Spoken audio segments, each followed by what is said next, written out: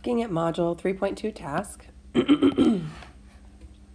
we are talking a lot about functions today, and there are two great videos at the top of the formative that will explain in more detail about functions. But the name of the game in Module 3 is finding these key features in a graph and in a table and in an equation. And so we're going to spend our time today talking about graphs and tables. So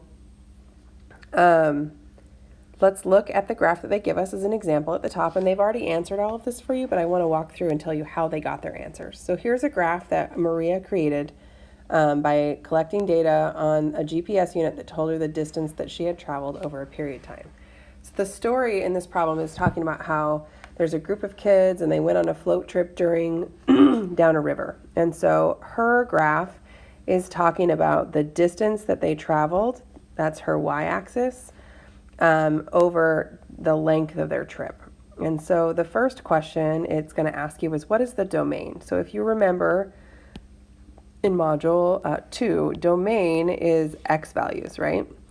So if I'm looking at this graph, I'm going to look at the x-axis, and I'm going to say, what is my lowest, what is my leftmost x value? So I'm looking here, and I'm going to say, oh, it looks like the very first point is right here on the graph, right? So my low value is 0.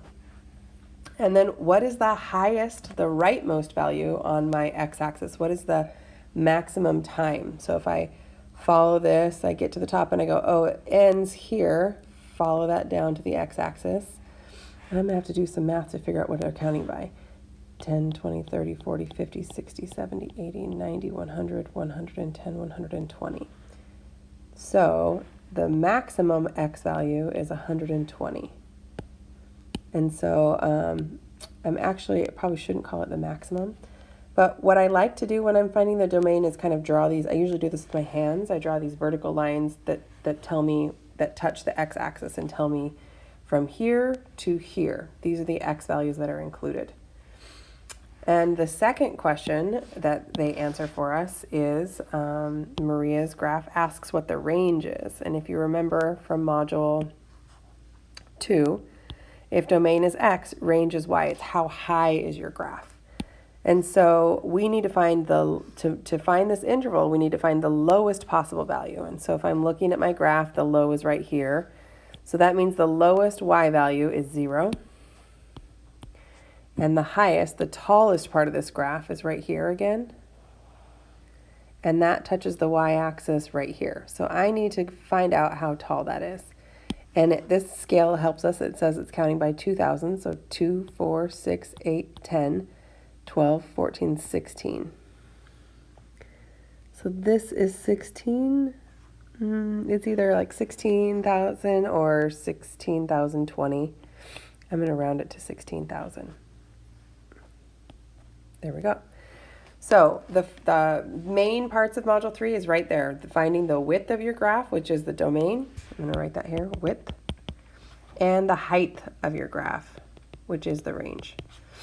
Those are the two major key features. And then if we're looking at our graph, we have to find where does it increase? During which sections of this graph is it increasing? So I'm going to just start at my lowest, at the beginning, my leftmost point, and I'm going to follow my line and I'm going to highlight anywhere where it's increasing. I'm going to highlight it in green. So increasing on a graph looks like it's going up. So it's going up, up, up, up, up, up, up, up, up, up. Slower sometimes, slow, but faster. But the whole time it seems to be increasing. So it starts increasing at 0 and it stops increasing at 120 minutes. And these intervals are x value intervals. When does this function decrease? Do they ever stop traveling? Do they ever go backwards? And the answer is there isn't one. There are no decreasing intervals, or else we would see it start to go down.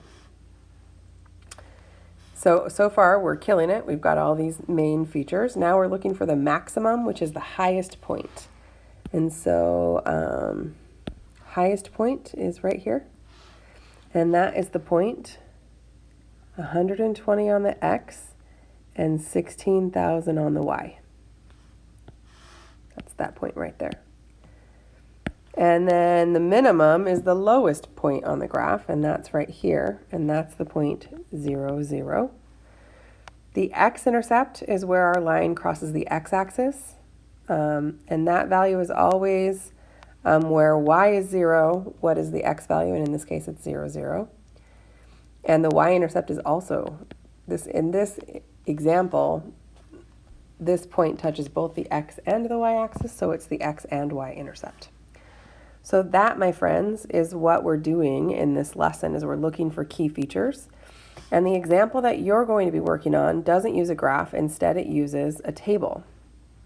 So if I were you, I would look for, this is our x-axis, so my domain is going to go from the lowest to the highest. And my range, you're going to have to look through this column and find the lowest possible number and the highest possible number. Increasing, you're going to want to look at y values and find out when the y's, during which times does the y increase. And that would be an increasing interval. And then during which times does it decrease. The maximum is going to be the highest y value. And the minimum is going to be the lowest y value. And so I'll give you some time and some space to use the table to answer those questions. And that, my friends, is the module 3.2.